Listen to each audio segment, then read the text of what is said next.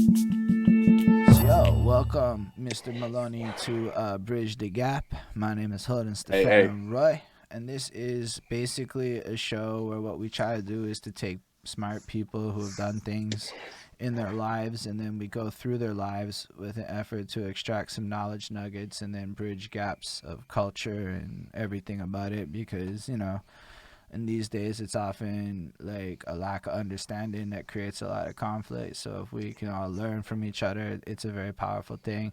And I'm excited to talk to you in particular because y'all is doing some super interesting shit. Like, I'd be lying if I didn't say I wasn't taking notes and stealing great ideas so that we could replicate some cool stuff. Because, yo, you guys are on point in a way that is mad impressive to me. And I know that you're involved in the Breaking Wreckords, everything wonderful that y'all have done. That's it. And to hear your music, to know that you do the production, to know that you do all the different things that you do in your life, like, it has to be, in my opinion, a pretty interesting life. It could be not, but I'm gonna go with the option. It's good. It depends on your definition of interesting, I guess. I mean, nobody that does as many things as you do is boring. I mean, that would be like just because it's not standard. So like by like straight default, you qualify as interesting.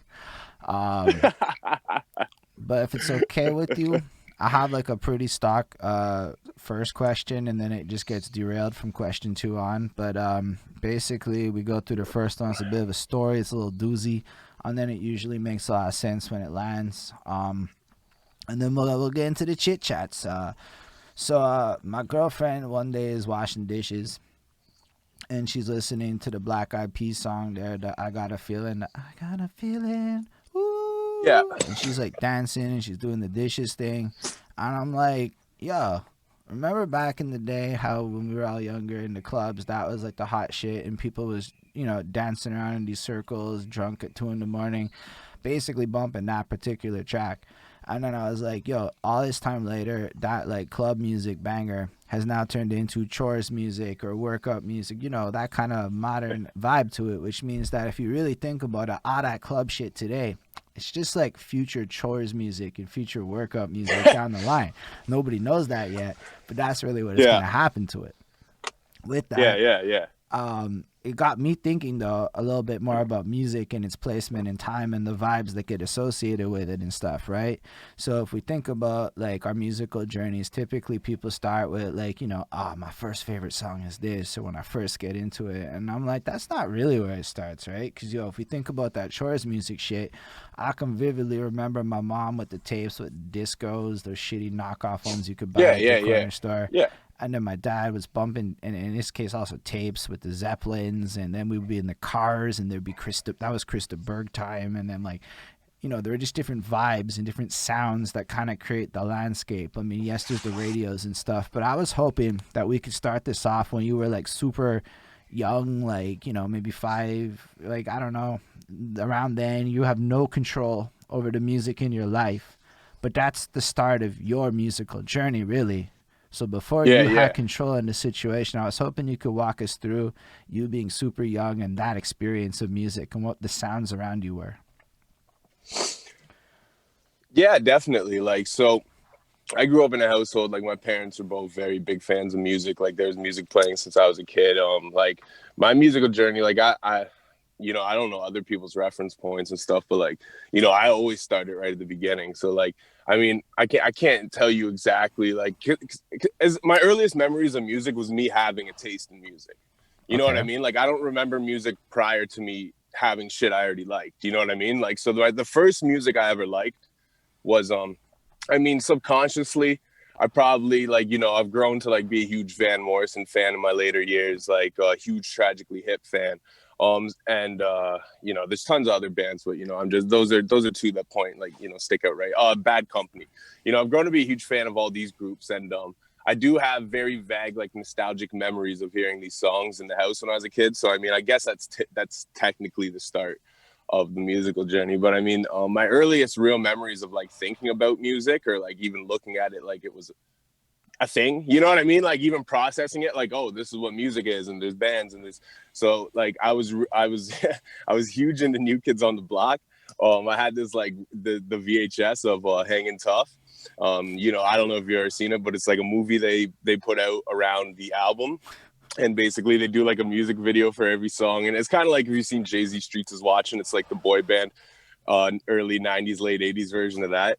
And then there's like little like, you know, them like on the road. I don't know if they're going on tour or like, you know, writing songs and like fucking so it's like am I allowed to swear? You can swear all you want. I literally have a joint going right now. All right.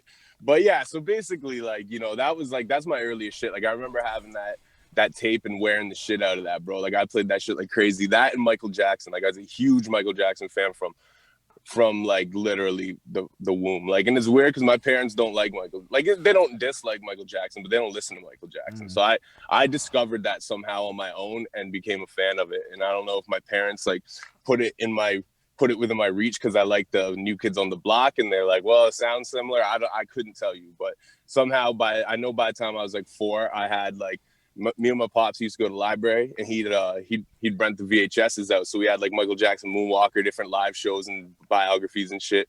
And we take them home and then rip the VHSs. So, you know, back in the days, you used to burn the VHS under the VHS, right? You record it. And so like I had like all these like like 4 or 5 Michael Jackson movies and then Moonwalker, you know, a few different things. One was like live. So I don't know, some shit, you know. Bad Tour or something like that. Yeah, and that Hanging Tough, and I used to just watch the shit out of those. And then I remember I got my first CD. It was Big Shiny Tunes 2 was my first CD, and I asked for it for Christmas the year it came out. So whatever year that was, if that was like 97, 96, something like that. All right, so we got to stop for a second. That was really fucking great. That was basically everything I hoped for in this question.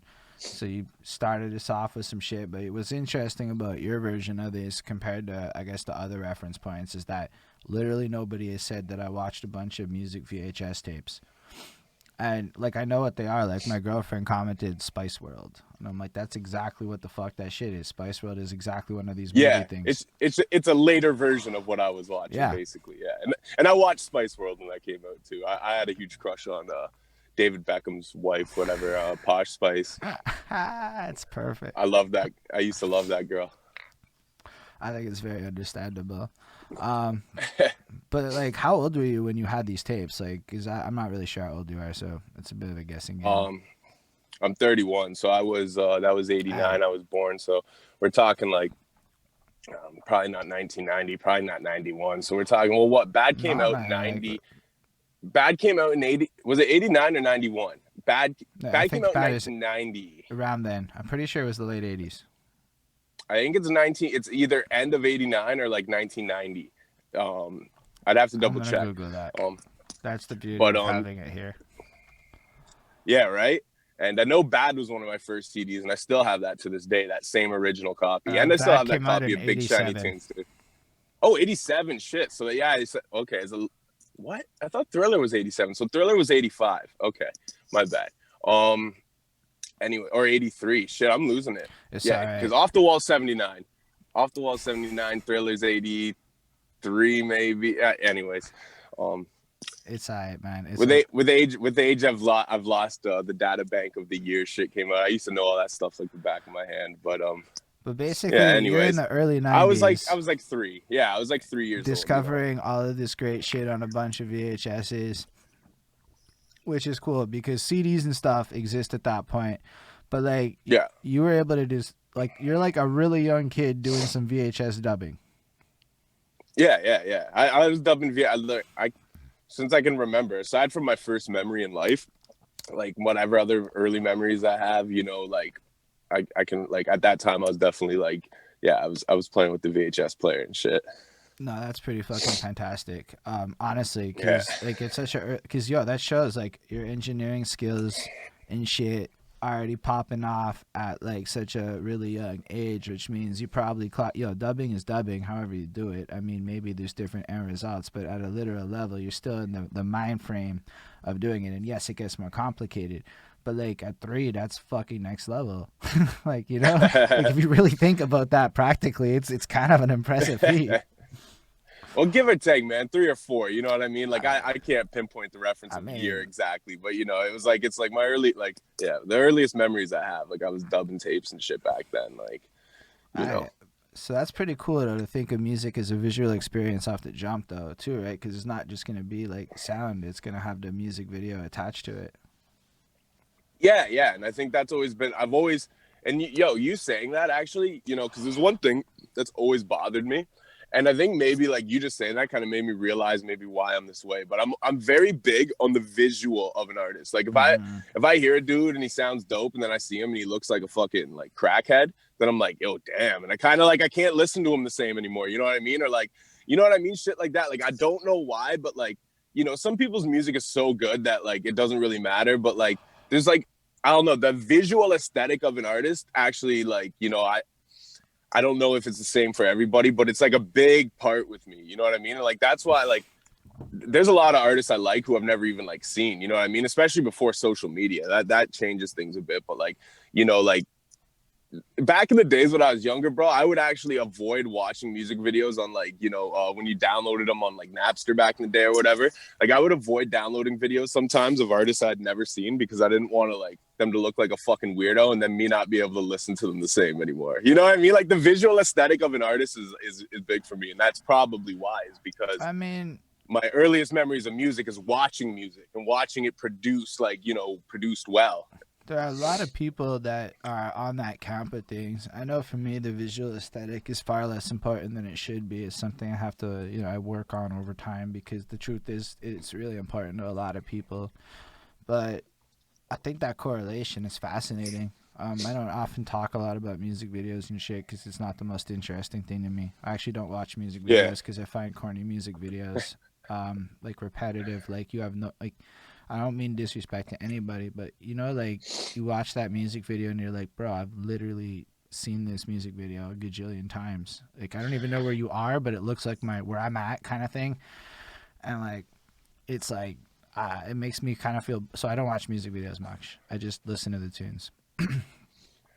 I did until like, I don't know, until I moved to like Toronto, to be honest with you. But like, because that's what we used to do, is just get high in the basement, write rhymes, make beats, and watch music videos. Like that's what we did. And when we're drinking and we're listening to music, we're playing music videos on fucking computer and shit. You know, so like up until like I moved up here, I used to watch videos regularly, but now I hardly watch them. I'll watch them if it's someone I know, you know, like someone in the scene, and you know what I mean? I'm like, yo, I'm anticipating this. Or like, you know, an artist I really like, I'll check the video maybe once. But even that, man, it's like you watch, like, you know, Nas is one of my favorite rappers, but like, I don't know if you've seen any of the music. Well, probably not because you don't watch him. No, but like all the music videos he's put out, like in the last 3 years with the last like 3 projects, they're all just like it doesn't do anything for the music. You know what I mean? It like the song. I appreciate music more without the visual now. Just to give it credit though, I think Jay-Z manages to enhance his songs via some of his music videos. Like there is no way to say that Ape Shit song isn't enhanced by the artistic use of the Louvre in a song that's power flexing their couple boss moves. Like it is one of the most like, yo, that song is better because of that music video. Yeah, like give or take, you know, like I loved the song before the video came. We're talking OJ, right? Story of OJ. That one was there, but I thought that one is one of them. But then I thought about Ape Shit with the Carters. Oh, the actual Ape Shit. Yeah. I've honestly, I listened to that song once and never listened to it again. I wasn't big on it, so I check it with the music video. They're in the Louvre, whatever, and they just like they got that, and it's just this high art thing, and they're just like panning around this shit, and they're just there. And they're very coy. It's fucking banging. Like it's like the music video is a high art performance. It's fucking cool to watch. You know, okay. And then the song is like, we're the best. And like, see, I really liked what they did with that Story of OJ video. Like that really brought like what he was saying in the song to life. That's why I thought that's what you're talking about. No, but it was like the way. So I was thinking about both at the same time, and I may have said it in a way that conveyed both. But yeah, that was also on my brain. But like same range, like that's the same period of time too. Like Jay's videos have been like, they've been intriguing lately. You know what I mean? Like I'll say that much, but you know what? Even Jay's old videos are pretty dope though too. You know what I mean? Even from In My Lifetime, they were spending big budgets on their videos. So at least their shit's always been like, there's been a visual aesthetic to it for the most part, to most of Hov's videos. Like you could still throw on most Jay-Z videos from the past and it's like, it's not, you know what I mean? It's like, it's still you know what I mean? Like, I do. I actually saw a clip of that black and white one from back in the day earlier today, and I'm like, yo, he still looks fucking fresh in that shit. Like, it looks like he could What be. I don't remember which. I can't get with that. I gotta keep it thick, never miss. So I hit him I don't like remember which this. song That it one, was or? because I just saw a clip of the video, but I know it's from Reason Yeah. to Build Out. Anyway, it's fucking like Yeah. it's just like watching the video. I'm like, that looks like it's fire today. Anyway, question Yeah, came yeah. from the comments that I actually forgot to ask. Where are you born? Brantford, Ontario, Bell City, the home of Wayne Gretzky and the telephone.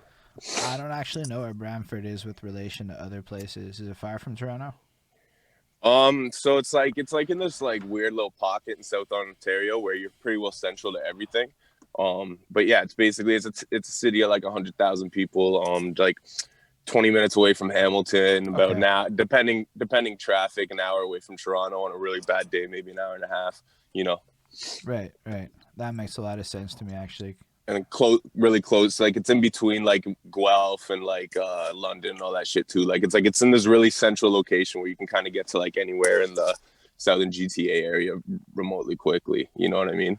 Yeah, that's fresh. And so all this time when you're doing the tapes and shit, you're in Brantford, and then you don't go to Toronto until later on. Yeah. I grew up in Awesome. Brantford, lived there until I was like 24. So let's say we go back to your youth. You're very fascinated by this music stuff. Are you at this point like at some point in your childhood, do you start getting more interested in creating music? Are you fascinated by dancings and graffiti arts or other elements and stuff? All right. Well, so all right. So I was big on dancing when I was a kid. You know what I mean? Like I used to be able to do the Thriller dance like down pat, bro. You know what I mean? That shit was crazy. I can't do that worth of shit now though. You know, I was shorter back then. Yeah, no, man. I just always enjoyed music, man. You know what I mean? I've always been like a collector of shit too. Like as early as I can remember, I was always trying to collect things. You know what I mean? And like get series of things. Like what started with like hockey cards, and then it got into like Pokemon cards, or like fucking Pogs was first. You know what I mean? And then Pokemon cards, and then like video game systems. I used to like to try to build the systems and have as many games as possible. You You say know, like we're build talking the like system? NES, not build. You know, like get everything, you know what I mean? And build like the resume of systems, like, Right. start with the regular NES, get the Super, then get the Sega, and then go back and get like the Intellivision and get the Atari. And like I was big on just collecting shit. And so I collected CDs. Like from my first CD, once I got it and started playing the shit out of it, I just went on CD? rampage collecting. Big Shiny Tunes too. Right. From You Much said Music. that before. Yeah. And that's like fucking early on in 97, so you're like 10ish. Yeah. That. Oh no, you know what? That was the first brand new CD I ever got. Not the first CD I ever got. That was the first brand new CD I ever got. I bought CDs before that at like garage sales, and like cash converters used to be around back then. You get $3 CDs and shit. You know what I mean? But that was the first brand new CD I ever got. I got it for Christmas, I think, or my birthday or something. Right. Yeah.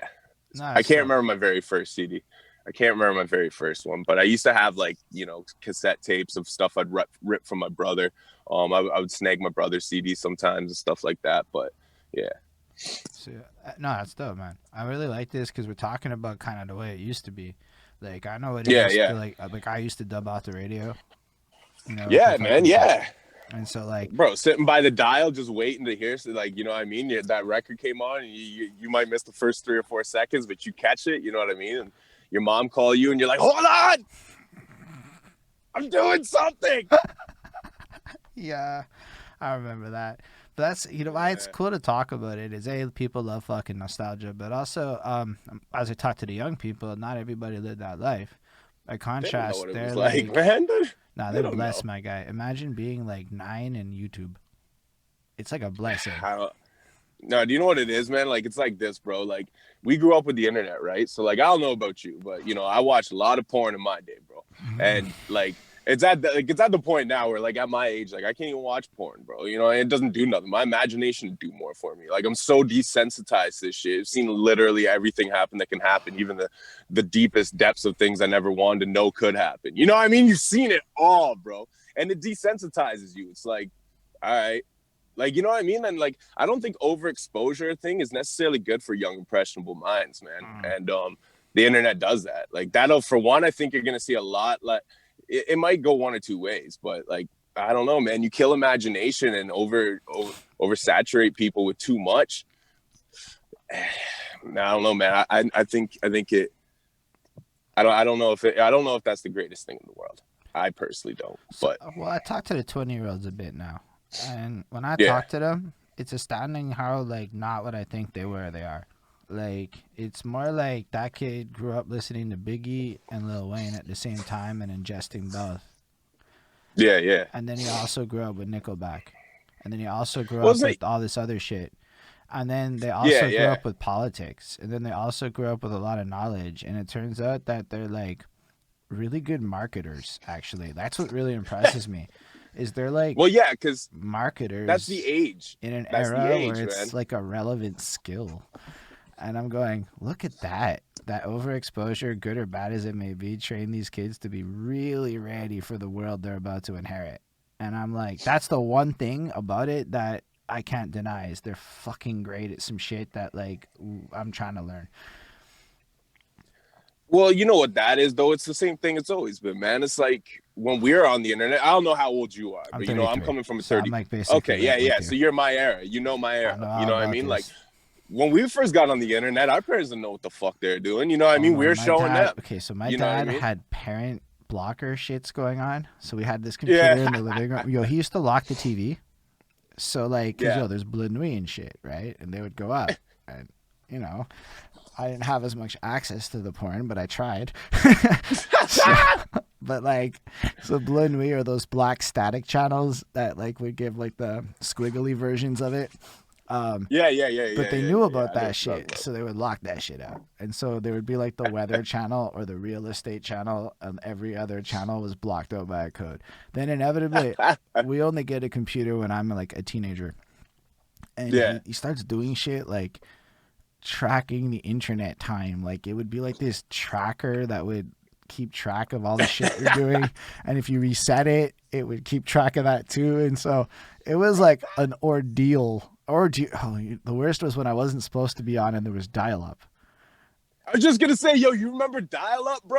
And then like I remember one time my dad bust over the balcony in to catch me on the computer because he had tried calling home and he couldn't get through on the fucking dial-up. Yo, man, that dial-up shit used to be wild, man. Cause yo, at that age, cause what's that? We're talking like grade 4. I remember like the internet first coming into my home, bro. You know what I mean? And like, yo, I used to be like, that's right at the age I first started talking to girls and stuff. I'd be on the phone with girls and shit. Like, I'd be like, it'd be like 8 p.m. I'm supposed to call so and so up, and you know, and the phone lines are ring. I'm like, yo, dad, I need to talk to Bree. You know what I mean? I'd be wilding. That's Like, and they'd real be like, shit. I'm yeah, and it wasn't quick. The internet wasn't as quick. You know what I mean? That shit was slow. You press a page, it might take 5 minutes to load. You know what I mean? So my dad's like, "Ah, give me another like 2 hours." You're like, "Ah, man, no." That's fucking good times. It really Good is. old It's days, like man. it's The good fucking old days, bro. like oh man, but that's cool though. I wonder if Sorry, go on. do kids still call on their friends? Like, do kids still like go knock on their like homie's door and be like, "Yo, you want to go chill?" I think that depends on what part of the thing you're in, right? Like I grew up in Montreal. That really was never a Yeah. thing for me. It was never. What? Well, I grew up in an apartment building, so there was maybe about Oh one, yeah. right? But your So friends wouldn't come like buzz your apartment, like, "Yo, none of your friends come lived close down." enough because your friends would all be connected through school and shit, which meant you were like all over. So up until like 10, 11, right? Like there's none of that shit. It's like prearranged play date, and then you need bus monies and shit, and like, or like, yeah, certainly you could go bicycling, but how far are you really gonna go in Montreal by yourself at 10? You have like limits of like a kilometer or two, and yeah, you might have homies in the hood, Yeah, but yeah. like You you know might what, not bro? have homies in the hood. You just made a good point though, because you grew up in Montreal, so you probably had a bit more of a sheltered childhood than I did. Like I grew up in a smaller town, so we just like our parents basically like open the front door and go at her. Like, bro, I used to like be out for Hold on, like you want to hear a great comment? 13, 14 hours at a time. You know what I mean? Like just chilling. Like, I do want to touch on but you're that. in a big. The Golden Jenny from Norway just said, "We got a computer in 1989 with Pac-Man. You guys started with porn." And that might be my favorite comment of the week. Shout out Golden Jenny Yo. from Norway. Um, Yeah, it's big facts though. No, it's mad sheltered, right? Cause we have like the Mothers Against Drunk Driving campaigns and like the fucking stranger danger bullshit and like I mean, Yeah. like I was allowed to do some shit, but I was like living through that transition of I actually looked deep into it. It goes back to those scary clown craze of the '80s. Cause you remember when the scary clowns came back a couple years ago? Like, Yeah. I so I remember looked all into that that. shit, man. That was a thing in the '80s, and there really was a thing, and that led to effectively this stranger danger concept, which led to all that Mothers Against Drunk Driving initiative. I used them as a scapegoat example to describe really militant parent groups.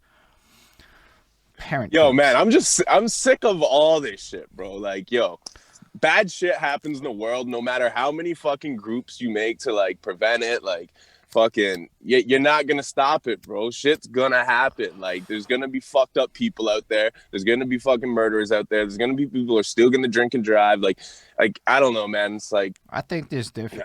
Well, here's the thing. I think the way the way they did it with us was really shit. The way they're doing it with the next generation is less shit because it didn't work with us. Well, you learn from your mistakes. Right? I think we're traumatized a little bit, and I use that word because there was like this militant effort to like stigmatize and demonize a lot of shit that I don't think a lot of people remember. So we were just made to feel guilty and bad about a lot of shit. Like, don't be the fucking vile child. Oh man, like all that kind of stuff. Look at what Dare really was, man. Dare was like a drug education platform. I was just gonna say, Dare made me a drug addict, bro. No word of a lie, man. I was excited to try drugs because of Dare. You know what I mean? You want to hear something wild? So with Dare in grade 6, you know what I mean? The first like real academic achievement I ever really had in school, where like I outdid other people and they're like, oh damn, Kelly did his thing, was my Dare speech, bro. I got one of the, like they pick 2 kids from each class and have them read it up on Dare graduation night and shit. I was one of those kids, bro. I was one of the fucking kids to write the essay that fucking and then next thing you know, like my guy. That 4 years later, I'm you wrote an essay that won an award. It may have brought you to drugs, but you still wrote an award-winning essay of sorts.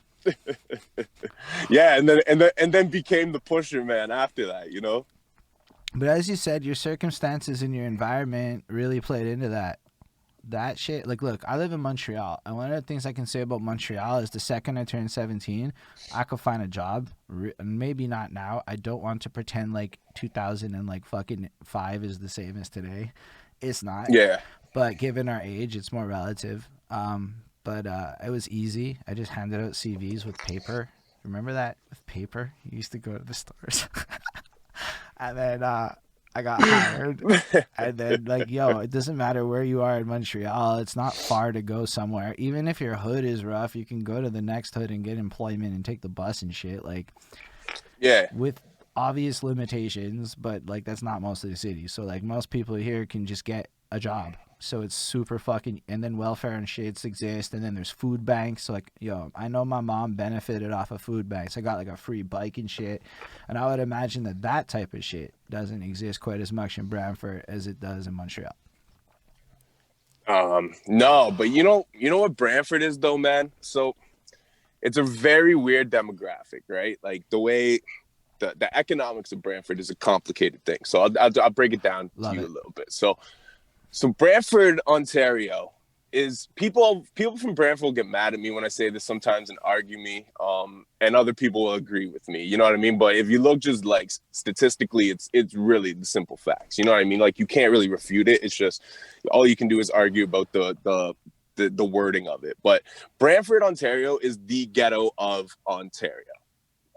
And this is what I mean by that. So Brantford per se isn't the most ghetto place, and by like any means, like it's a big wide suburb, you know what I mean?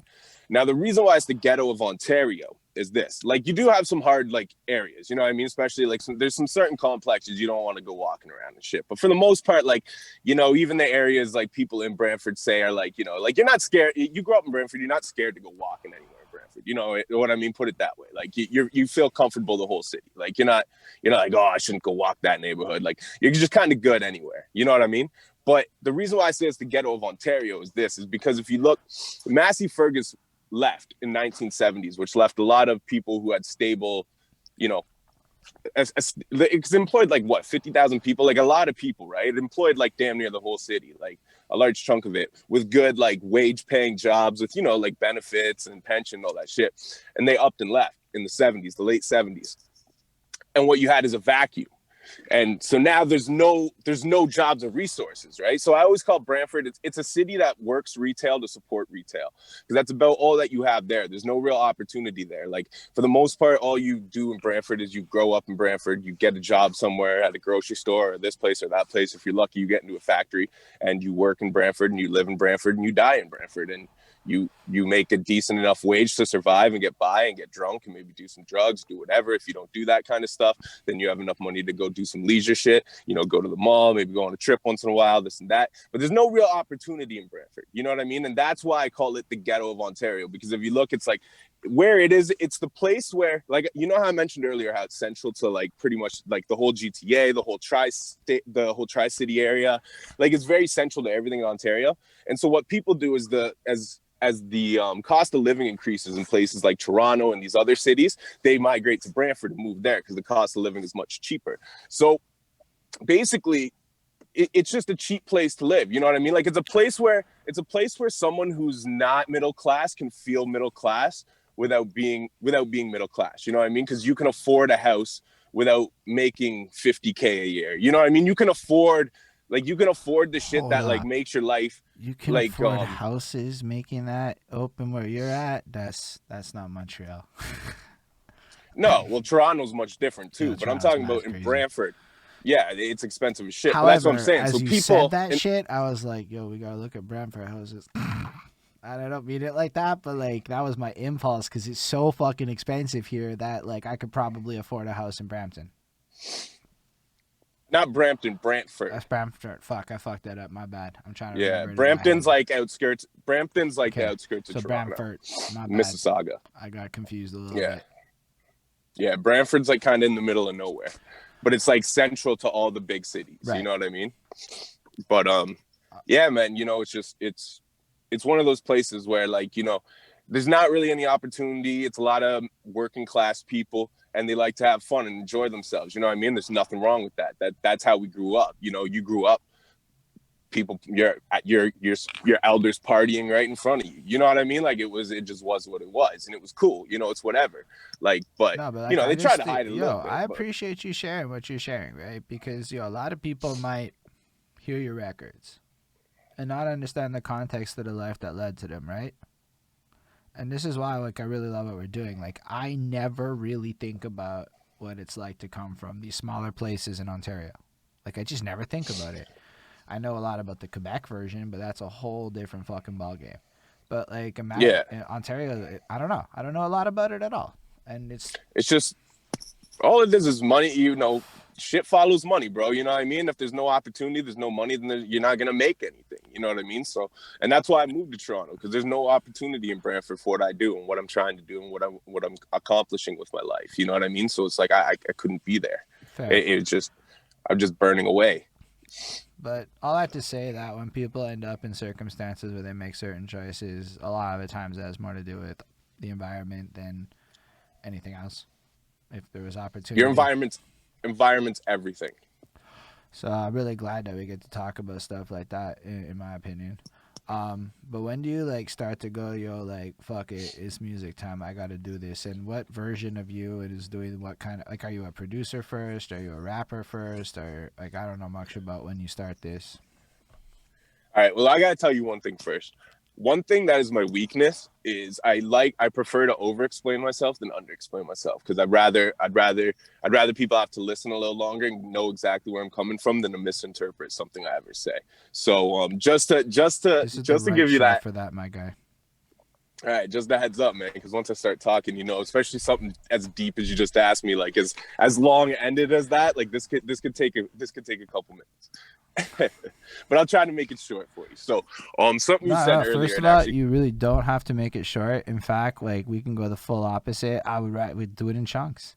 I just don't even know what starts first. Is it the rapping or the producing? And when does it start? Well, what's the moment that starts it?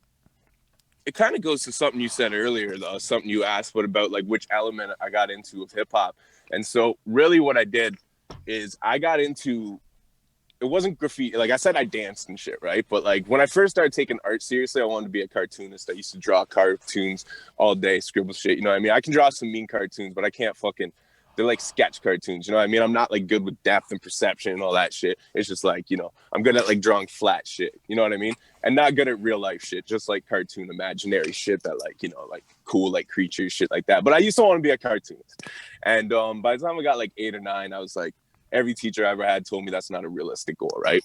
And at this point, I started writing songs, and they weren't hip hop songs. They were more like alternative rock. 'Cause at that time, I did listen to some hip hop, but I listened a lot to like just random different shit, like everything from like Korn to Creed to I Mother Earth to fucking Limp Bizkit to like, you know, just random shit, So right? I appreciate this because there's not a lot of people our age that can appreciate what it was like to go through the nu metal era, as I'm calling it, because the nu metal era is glorious to me, but it exposed you to like fucking everything at once. Yo, the 90s were the greatest era, man. We were an amalgamation of everything, and that's not just music and culturally, that's also technologically as well. Like we literally transcended like all generations from analog to digital, and we experienced both ends of the conversation. Like there's not a more blessed generation for the next probably 30-40 years, you know what I mean? Because I completely they don't simply understand it. They don't simply understand it. Yeah, it's that middle child shit, like J. Cole, that dude, I'm with you 100 on that actually, and it's just because I grew up with like what the parents dealt with, and we're young enough to be malleable enough, but we just gotta give a little shout out to 514 on that mix for popping on through, and Willie Scandals just popped on through, so we're giving them love. Hey, big up both of them. I got an interview with 514 coming out. I think he said next Friday. So yeah, they're wonderful fucking people. I fuss with her heavy, and well, both of them. Yeah. All of them, because I forgot Willie's there too. I don't know. You should send your music. Shout outs to Willie as well, man. Shout outs to Willie. But that's fucking dope. So I got a little distracted with the thing there, but we were just gelling on this fucking idea of being blessed, and I fucks with you on that. But yeah, back to like which element was the most interesting to you. I don't think we ever actually got to that, which is cool. Yeah, no. So yeah, I went from drawing and I started writing songs at that time. So once I started writing songs, like I said, I was writing like alternative shit.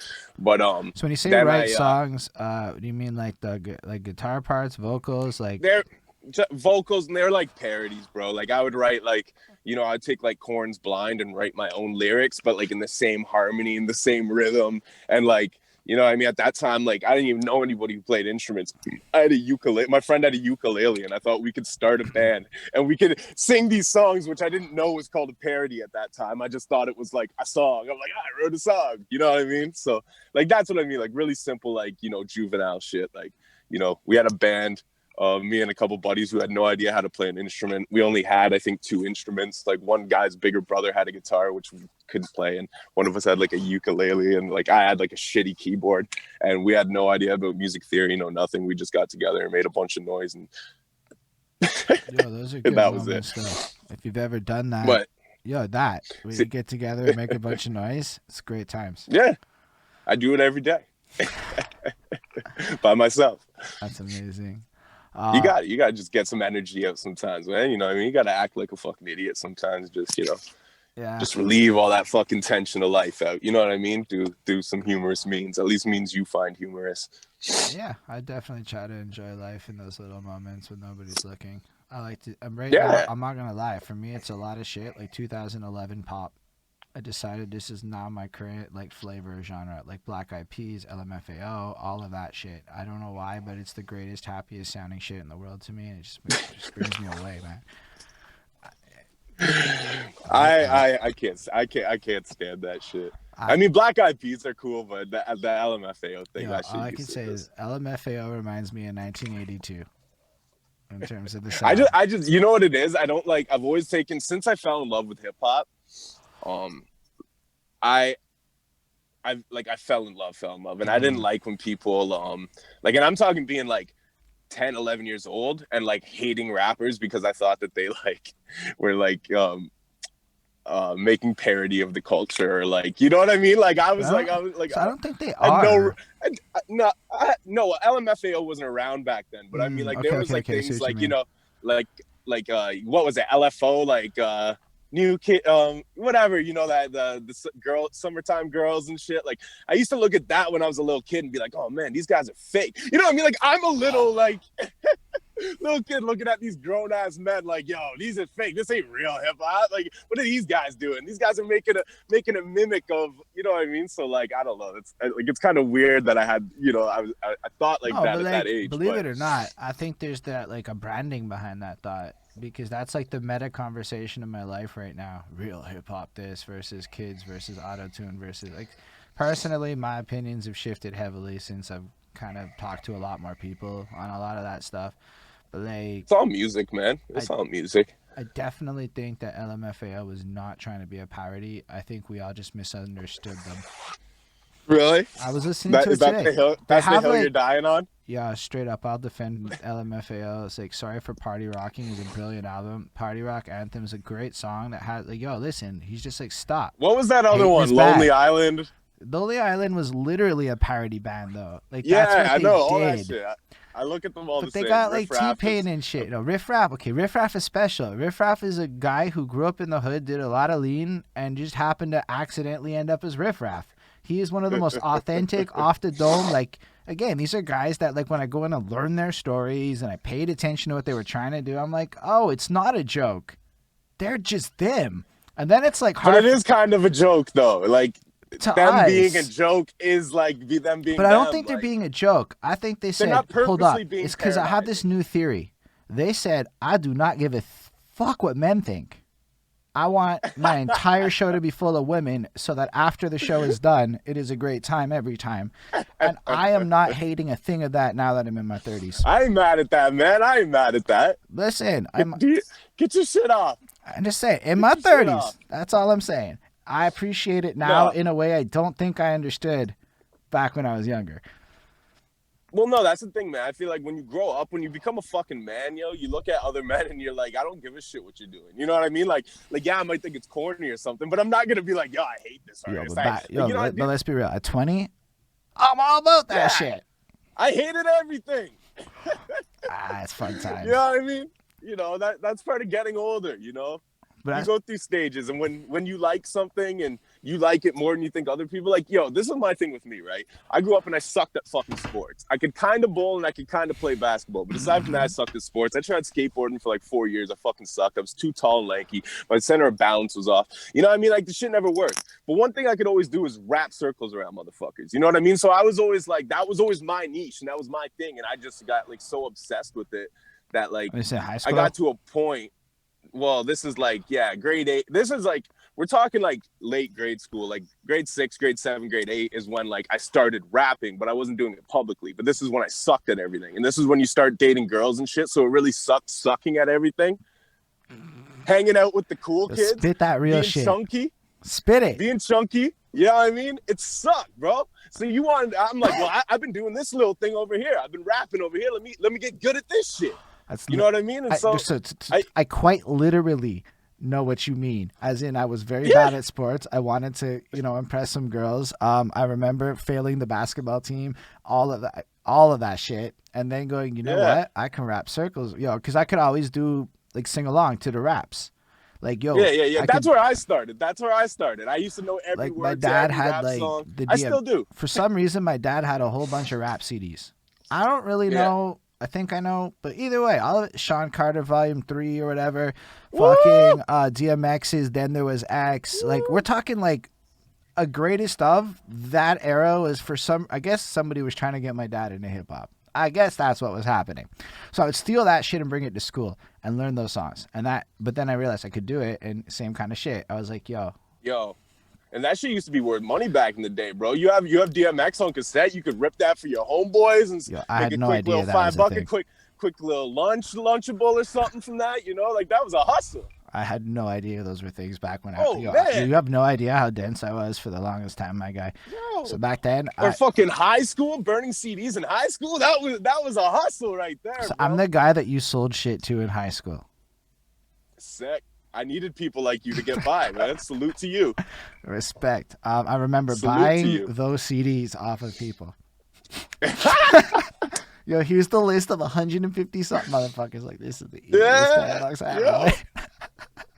Motherfuckers, yo, sometimes they come up to you with the custom list, like, can you make this CD? You're like, yeah, but that's gonna be extra. Cause you try, and you'd always slide in a couple of the songs you liked in there. You'd be like, yeah, you're gonna catch a little bit of my flavor on this. You know what I mean? Like, yo. Oh my gosh, that's hilarious. No, but I mean, even, a lot of people, in theory, have done things like this, is what I'm learning. This was actually like a move. I even watched a Stretch and Bobbito documentary, and I forgot who it was, Raekwon or one of those dudes. Bro, that's a different story. You talk in New York in the early days of hip hop, recording those radio shows. That shit was wildfire. Like me selling mix CDs in high school is a completely different story. If you take a population ratio density, it might be like, if you relativity. I'm just playing. No, I know what you're saying, but I recently learned about that, so I can't like. For me, a lot of this shit is I recently learned about it because I didn't fucking know anything, and I started talking to everybody. So now I'm just learning it all on the fly, which is the knowledge nugget side of what we do here. So what's cool is we have OGs and kids and shit watch this. So that's what's really blessed, is because I know in your group there's a bunch of young people. Yeah, well, I mean, I don't know what your definition of young is, but. Some of these people's under 25.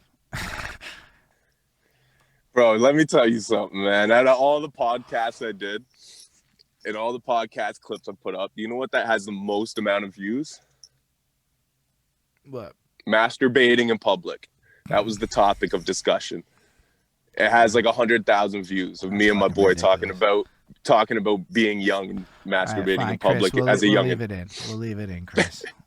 Now it's not monetized though. It's not monetized. That clip got demonetized. Let's see if that one word slips through. Because you know what? Yeah, it's not in the first 30 seconds, right? And that's what the ad said. No, I don't really mind. Honestly, it was just more my influx. I'm like, I can't believe that came out of my mouth. I had to write this rule. So I wrote this policy guideline because we started an open mic cipher kind of thing on Zoom and shit. And I realized, I can't trust people's judgment because Twitch has rules. And I don't want Twitch's rules to get violated and then I get clipped, right? That's not really in my favor. So a lot of this shit's floated in my brain. And whatever, things happen. We move on. Shout out E-Rock for being in the stream. I see you over there. What's the Gen Z equivalent of selling mixed CDs today?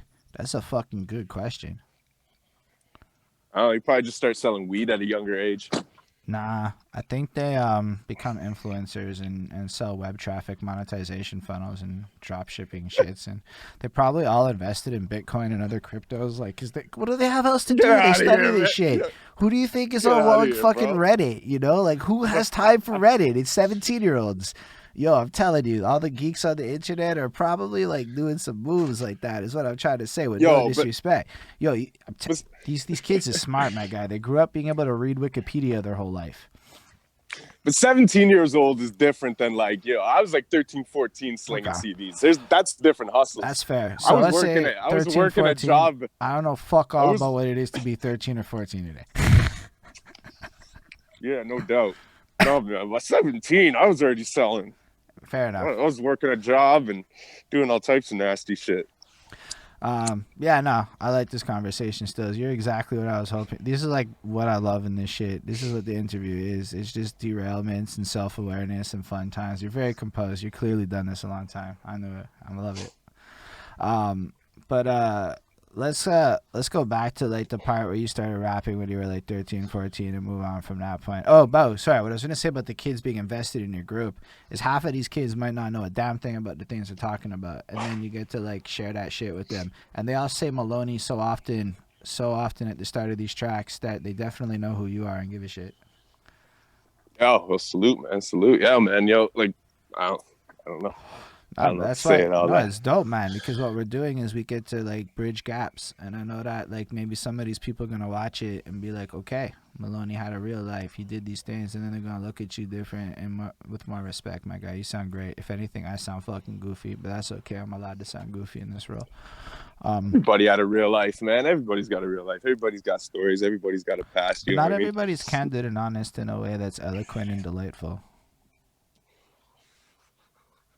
There you go. I'm not I don't gonna. know if I'm eloquent and delightful, but I mean, I yeah. perceive it that way. Yo, you're eloquent. Delightful is up for debate, but you're eloquent with your shit. You can't take that. You're very well spoken, my guy. I'm very I watch Drink Champs. What does Noré do? Compliment fucking this, compliment fucking that. But he pops bottles. I can't really do that afar. We also got a question while you were gone because I asked them if they had questions. So, do you have any plans to make a rap rock project? Who, me? Yeah, you. I actually I've here and there, I got this dude Nathan, who's a very talented artist. I met him doing we did like a Canadian version of like Hamilton kind of about a year or so ago. I was hired on as one of the rappers for Sir John A. Macdonald in a couple of the songs or whatever. And he carried a lot of the show, rapping, playing instruments and singing. So we met through that, and he's been present in our contest, Nathan Bishop McDonald. And he's done entries in the contest and stuff like that. So we've networked here and there, talked, and he's been I sent him some drum breaks, and he's been sending me some guitar things that he's done with them, and I'm gonna start making some beats. So I do have something in the works, but in the past, actually, me and a friend of mine, Dave Moore, he's from a band called Basic White, we had started writing an album together, and we had about 4 or 5 songs deep, and then I can't really break out what happened, but something happened, and he couldn't come around me no more for a little bit, and so that kind of deteriorated, and I made my own beats for those songs, and they're actually coming out in the following year, the reproduced versions of them and stuff. So because they're great songs, they're timeless songs, they weren't for the time, so I was able to create instrumentals myself that kind of fit the groove. So those songs are coming out. They're not really rock, but yeah, I do have something in the works, but nothing confirmed. You know what I mean? Like nothing that like I could give you a release date or nothing. Just it's been an idea I've been playing around with for some years, and I finally have locked in with somebody. I think if we're both motivated behind it, we could really get something special going. Yeah, that's mad dope. Also, it's mad cool you dropped that Hamilton thing because, the way this is going, I don't know how far into your life we're going to get, but it's a wonderful conversation still. But that's fucking cool. Just casually, like, I did some, like, fucking rap theater over there. Just, it is what it is. I'm just that impressive. Yeah, it was cool. That's a good flex. It was really cool. That's amazing. But it's such a cool experience. It's not even a flex. It's just that's where I met him. It is what it is. It's cool here, even if it wasn't intentional. Flex is a flex. It's like when you do something how many people here can honestly state that they were in a musical of any real like that level? Well, I mean, it wasn't like huge, you know what I mean? It was like an underground production. They put it together and stuff. Like, it was pretty grassroots. Like, I wasn't doing like the fucking Toronto House of the Opera Arts or some shit, Not I. Just like I'm saying, not I. Yeah, did it. That's fucking cool. You stepped out of your comfort zone, I'm sure. Maybe not. Maybe you fucking live for this shit. I don't fucking know. No, I was nervous. I was nervous for that. It was different. I've never rapped someone else's rhymes, aside from karaoke, because like I said, I'm a database. I know so many songs off by heart, right? But like, I've never had to learn someone else's writing, memorize it, and perform it. You know what I mean? Like that was a new experience. I'm glad you shared it though. That's fucking dope. So you said you were recording people's stuff when you were young. Okay, no, yeah. So that's a little confused. Yeah, there's a misinterpretation there. That's so basically, I really started taking rapping seriously when I like the summer going into high school. You know what I mean? That's when I really started breaking out of my comfort zone and rapping for people and shit that summer. I go around, you know what I mean? I had a couple homies at the time, we used to ride bikes around the city and, just meet up with girls and different homies from different parts of the city and, just wild out. Right around the time you first start smoking weed, shit like that, you know what I mean? This is right before I started smoking weed. I was still a good kid pretty much. And then, around that time, actually it was right when I started smoking weed, either way, but I was still a good kid transitioning into that time. I was a little, either way, but yeah, we used to just go around. I would rap for people in different areas and stuff. And they'd be like, okay, you're cool, whatever, you know what I mean? And then high school came, we used to go to the football games, me and my boy Baz, shout out to Baz. We used to have a group called Dirty Fire. I called myself GT the Killer. He called himself the Bass. And we used to go to like football games and battle dudes, you know what I mean? Like that was kind of like the flex back then. And then And then, yeah, so that's like grade 9. Grade 10, I would say it was probably when I met Relic. And he was new to town. He went to St. John's. And some of my friends used to kind of like I had some friends who were pretty stuck up and they thought like they're actually cool. You know what I mean? Like they thought like cool was cool. You know what I mean? So like I would make some friends, they'd be like, oh, that guy's a loser. Why are you hanging out with him? Like some real like fucking, what's the word I'm looking for? Either way, like real douchey shit. You know what I mean? I like to think of them as the mean girls type. Yeah, they were mean girls types. You know what I mean? Exactly that. You know what I mean? But dudes who are smoking weed. It's a little. I found it a little odd. You know, I always hated that shit. You know what I mean? Because I got picked on when I was in grade school, so I always hated when people I was around acted like that. You know what I mean? But yeah. So, anyways, you know, I met these guys started telling me about this kid that went to their school. Named Relic, who came and he rapped, and they would like joke about him to me, right? Oh shit, I lost my light, G. I lost my light. That's all right. We can work with this. Your voice is lovely. Hold on. Hold on. Yeah, listen. People of the Twitch life understand the Twitch life. You can't freeze for us though. That would be too much. All right, but yeah. So I don't know. Long story short, I caught wind of this kid. My friends are kind of like, you know, make fun of him and shit to me and shit. And I met him through somebody else, not even through them. I met him through another means. Someone introduced us because we rapped, and he had a studio and shit. So I'm like, yo, bet, like, let's do this. So I went over there and I recorded my first like 3-4 demo songs in like grade 10. And the first song I ever put out was a diss to another rap crew in the city who was kind of already like doing their thing. They had done a couple shows and shit. And so I was jealous. You know, I was a jealous little 15, 16-year-old, and I was like, fuck these guys, they're not sick, I'm sick, you know what I mean? And I made a diss track to them, and it kind of buzzed. Like that was the first thing I ever put out, and it got a good response. Like this was MySpace days, and it did good numbers. You know, I had a little buzz in the city from the first shit I dropped, and that's kind of where it started. Yeah, that's fucking fresh. So you started as a rapper from the battle rut, which is also interesting because you listen to your shit today and it's, well, you look at a lot of what attracts the Breaking Wreckords vibe, and you can see a lot of battle cats end up really fucking with the vibe that y'all created. So it's interesting to be able to trace that back to you starting it as an MC. Yeah, no doubt. Like that was the flex back then, bro. You know what I mean? Like you didn't. There wasn't really anything else. Like there was no other way to get your name out there, man. You know what I mean? We're in high school. You know, there's no like open mics, no shit like that. There's no real hip hop scene. So the only hip hop scene how was big being is around. Your high school? Like how many people went there? Oh, fuck, that's a good question, man. I don't know. I wasn't into schematics and that kind of shit at that age, bro. I couldn't honestly tell you, but probably like, fuck.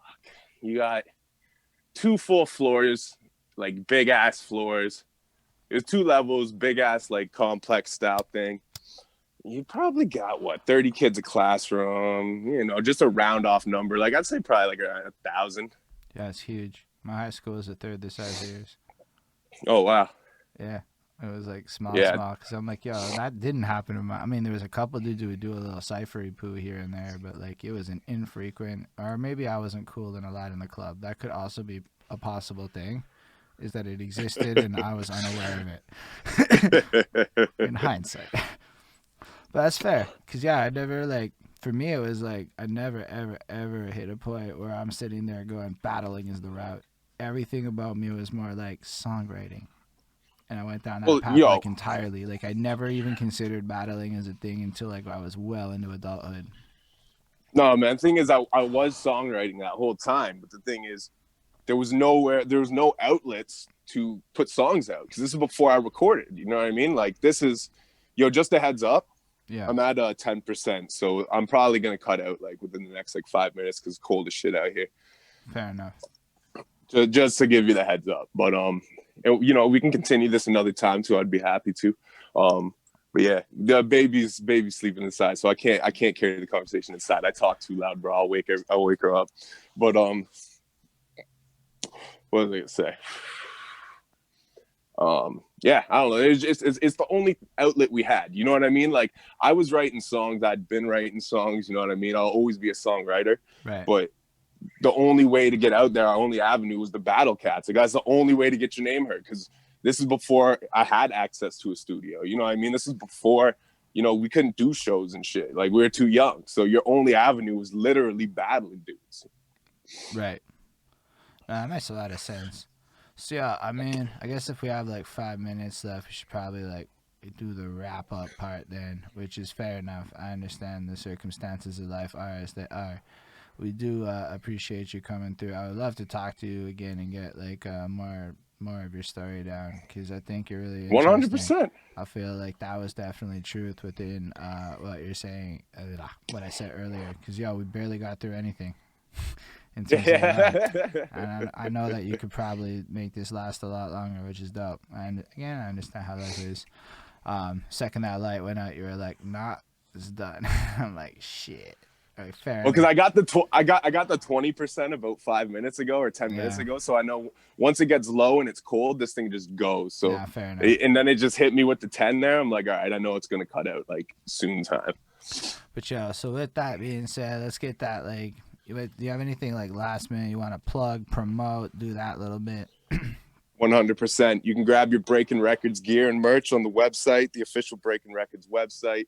That's www.breakingwreckords.com. Click the merch button, or it's store www.store.breakingwreckords.com, and grab yourself some BW merch. You know what I mean? Check out our YouTube page, Breaking Wreckords Radio. We got tons of great content. We just put the Murphy Lee interview out yesterday. We're putting out the Key One of the St. Lunatics interview in the next day or two.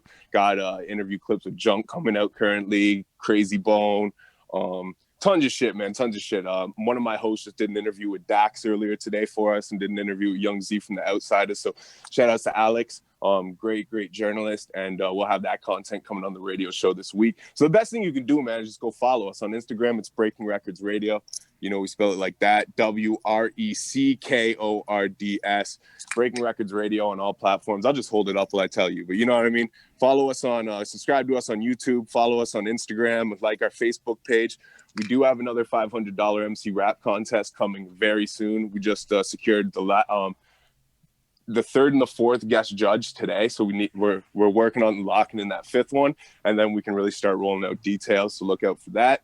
My boy Oasis just dropped his Murder One music video today, so go check that out. OACEYS Murder One dropped today on YouTube. Shit's phenomenal. And I got my EP, recalibrated EP, dropping on March 12th. And this is the best music I've ever made in my life, and I got a lot more shit coming. A whole 3-part EP, a ton of stuff rolling out. So just stay tuned, bro. You know, we working out here and we keeping it moving. I definitely see that. So yeah, I definitely appreciate you coming through though. It was a good chat. Definitely thank all y'all for watching. It's really great. So if you are watching this in the present, thank you for being with us and participating in that chat. It's fucking dope. It always makes it more fun when there are people there. If you're in the future watching this on YouTube's or whatever, make sure you hit the follows and subscribes and all that good shit. Yo, special thanks to the patrons: Ismail Gadamsi, Chris Pratt, Jonathan Barnes, E.G. Black Hurricane, Linda Williams, Scribble, the dope. They support what we do.